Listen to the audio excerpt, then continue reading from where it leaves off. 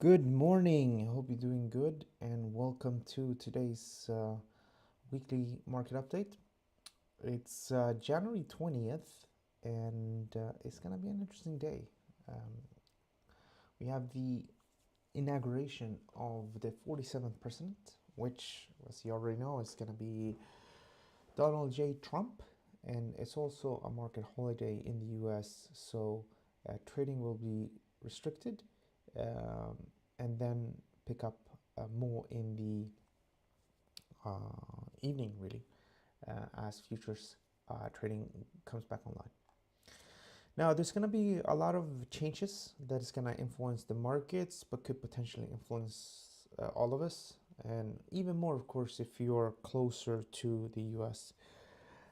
Talking about tariffs, in particular, Canadians and Mexicans could be directly impacted, but I do think as well Chinese economy and also the European economy is going to be impacted of this.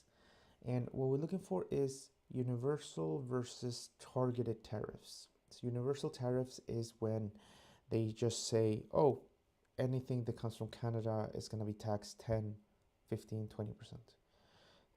That could that will lower economic activity in the US and obviously in Canada as well. And the problem then becomes if the other country decides to retaliate. So say Canada says, oh, you're going to mess with us. Well, we're going to mess with you. And what's quite interesting here is it's not very easy. You see, the US is complaining that they have a trade deficit with Canada. Okay.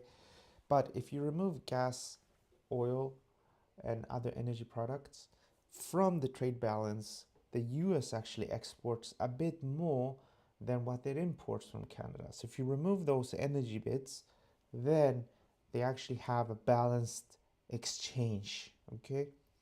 So with that in mind, if the US would try to put tariffs, the Canadian have said that they're probably gonna again answer fire with fire. And it's not easy for the US government to quickly replace all the energy and oil that comes from Canada. In fact, Canada is responsible for keeping the US warm and US industries going, in particular in the states that are close to the US, to Canada. So it's going to be a messy ordeal, and that could be a problem. Now, I don't think this is necessarily going to happen from day one. I don't think so. But we need to pay attention to universal tariffs, which is bad in general, because we've done this before the world economy about 100 years ago, and it was really bad back then. And then you have what we call targeted tariffs. Target tariffs is when countries try to sort of limit the impact and sort of directly go forward they think is unjust. For example, with Chinese electric vehicles, I think in the US there's 100% tax on those. So even if the Chinese electric vehicles are much cheaper than the US counterparts because of the tariffs, suddenly, it's pretty much the same. All right. So that is targeted tariffs. That's much more easier to work with because it's going to hurt specific industries, but it's not necessarily going to derail the whole economy, and it's not necessarily going to cause inflation. So that's what we want to keep an eye on. The other bit, again, is that's important is deportation. So Trump has promised that they're going to be as aggressive as they were in Operation Wetback that happened, I think it was roughly 1956. At that point, they deported some 1.3 million people, or they left, and it all happened quite quickly. It happened over 3 months. So if the same thing would happen again, we need to pay attention if this is their ambition. Now, if they're gonna say, "Oh, we're just gonna get rid of, criminals and drug cartels, whatnot," that's a different story. That's gonna be limited in size. But if they say, "Oh, we're gonna get rid of, 2.2 million, 2.5 million people," that's gonna be not as easy because a lot of these people are working in agriculture and they're working as well in hospitality and in construction. So if you start to remove that, then what happens is that you start to have inflation, and that leads to stronger dollar and weaker stock markets. So this is what we want to keep an eye on. Now, realistically, I think they're going to talk about closing the border, maybe naming cartels, terrorist organizations, and there's going to be some pressure. But yeah, probably we'll need to see. But I don't necessarily think any of this is going to kick in soon. But need to keep an eye on it. Okay, very important. Now, what about crypto? Well, Trump actually launched his own meme coin, and it launched at $10 per coin, and then quickly hit $34 in 8.5 hours time, and then it dropped from 34 to 21.8, and then it rose all the way up to $79 per coin. So a massive opportunity to make a quick buck, but also risk, because it's quite risky. This the coin is currently trading at $51 per coin, and yeah, it's now ranked the 18 on the 18th spot as the biggest cryptocurrency by market capitalization. Now, what does this tell us?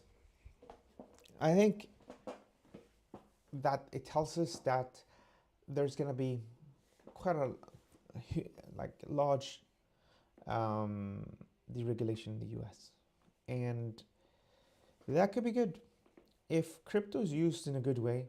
If it's not just used to do like meme coins that have no value, then it's obviously not great, because the reason why people do this is that they will give away some coins and then they keep some of them themselves, and then the coin goes up. As you can see here, it's gone up with 5x since they launched. You know, it's, and then if they put like 1 million into it, now they have 5 million, right? But you know, that's obviously not great necessarily, but if they can use the money to do good projects, then that could be interesting. So I think, long story short, I think it's very beneficial for crypto in general. So definitely want to be bullish, and you want to keep an eye on that as well. What happened on the macro fundamentals?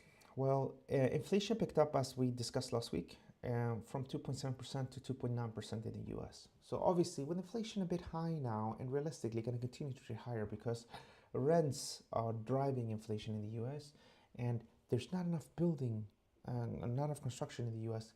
So with this in mind, I think inflation can continue to be strong. That leads to a higher dollar.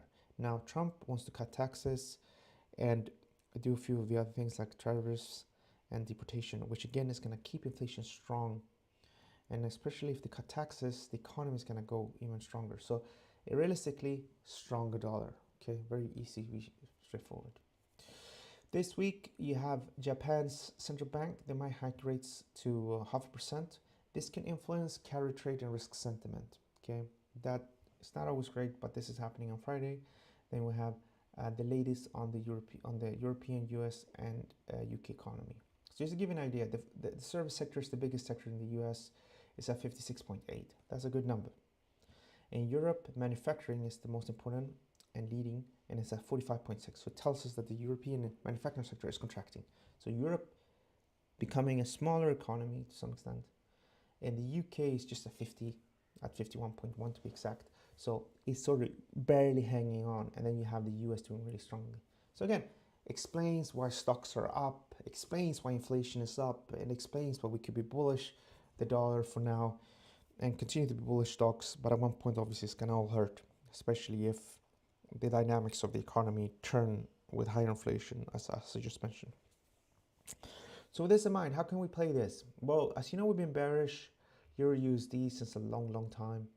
And each time we have these corrections, we want to sell. And I am bearish below 104.40 and between 103.41. So you have about 100 pip range bearish here, targeting the lows here from last Monday and then down to parity. Here's Brent crude oil.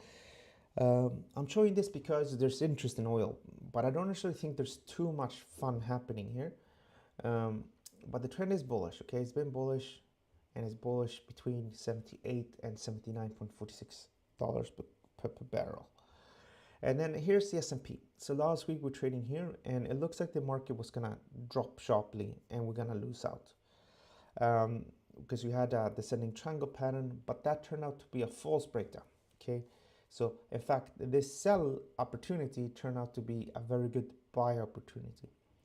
Obviously, it's very hard to determine that on the spot, but that's what happened, and now the price is on the other side of the range. Now, if you look to the left, there hasn't been too much activity here, all right? And with that in mind, I wouldn't get too excited here, okay? We need to break the upside here. We need to start trending for real. So I'm neutral here, and I think between 5,877 all the way down to 5,762, I think people are going to buy it and then target the highs. Overall, okay, things are looking good. As long as we don't do anything crazy, if we would just cut taxes, I think that would be enough. Economy will do good, and stocks goes up. But obviously, the American people want bigger changes. And with deportations, with migrations, and possibly, well, tariffs, right? And that complicates the picture. Now, when there is uncertainty, people do like to flock to gold. And gold, you have 1, 2, 3 highs in this trend line. This is an ascending triangle pattern. Now, the more trades here below this level and then breaks to the upside, the better. So if we could trade below this level for the next couple of days and maybe break out next Friday, well, that would be amazing. But we need to be open, and we could probably push to the upside. Now, the problem here, the way I look at it, is that if we look what's happening with the dollar, I personally think rates are going to go up higher more, and I think the dollar is going to strengthen more. And when that happens, it tends to hurt gold. But at the same time, we have inflation coming up, so that could be a reason for people to still buy. So from a fundamental point of view, I'm not very bullish, but I understand people being a bit worried, and I think in general maybe we could push to the upside there. From a technical point of view, though, it's very straightforward. Buy on the break here, stop loss just below for us to go up. All right, here's Bitcoin. So we looked at this last week. So we also had head and shoulders like this, and we pushed into the downside. I shorted, and I was making some good money at one point, but then the whole thing swung back up, and I closed out just before I hit my stop loss. And again, it proved to be a false move, very similar to the one we saw here and very similar to the one we saw here. And then we broke to the upside. And if we look at this in a different light, we're looking at a wedge pattern, okay? The wedge pattern suggests we can go up to 113.6 after the break here. And we breached here, then we had a strong retest, but we did not go back into the pattern, and we did not trade below. I mean, we reached the breakout point, but we didn't trade below the stop of that level. So it's looking good right now. And obviously we're here. Now this is the tricky part. It could be that this is just going to go down a tiny bit and then go up. It could also be that it's going to go down quite a bit and then go up. It depends what's going to happen this afternoon. And unfortunately, I don't have a crystal ball. So I'm just showing you one scenario, which is this one, this to turn bullish from these lower levels down here. Okay, with that in mind, we are wrapping things up. And if you do have any questions, just leave them in the chat.